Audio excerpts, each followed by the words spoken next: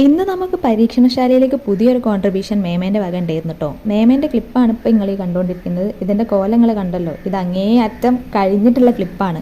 അപ്പോൾ ഞാൻ മേമനോട് ചോദിച്ചു, എന്നാൽ പിന്നെ ഇതിൽ ഞാൻ എന്തെങ്കിലും ഒരു പണി എടുക്കട്ടെ എന്ന്.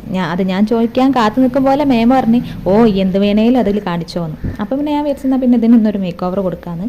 ഞാൻ ആദ്യം വിചാരിച്ചിട്ടുണ്ടായിരുന്നു ഇതിൽ ഓൾറെഡി ഉള്ള ഈ സ്റ്റോണൊക്കെ എടുത്ത് കളഞ്ഞതിന് ശേഷം ഒട്ടിക്കാനായിരുന്നു കേട്ടോ. പക്ഷേ അത് ഞാൻ പഠിച്ച പണി 18 നോക്കിയിട്ടും ആ സ്റ്റോണൊന്നും എടുത്ത് കളയാൻ എനിക്ക് പറ്റില്ല. അപ്പോൾ പിന്നെ ഞാൻ വിചാരിച്ചെന്നാൽ പിന്നെ ഇതിൻ്റെ മുകളിൽ തന്നെ കൊടുക്കാമെന്ന്.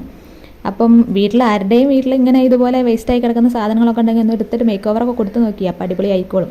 ഇത് ഞാൻ ചെയ്ത് തുടങ്ങിയപ്പം അതായത് ഒരു 5-6 സ്റ്റോൺ വരെ എല്ലാം വളരെ കറക്റ്റ് ആയിരുന്നു കേട്ടോ.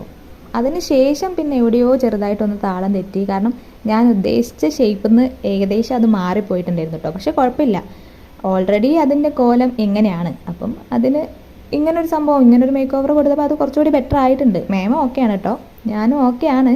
പക്ഷെ എന്നാലും എവിടെയോ ഒന്ന് ചെറിയ താളപ്പഴ പറ്റിപ്പോയി. സാരമില്ല, പക്ഷെ നമുക്ക് അടുത്ത പ്രാവശ്യം റെഡി ആക്കാം.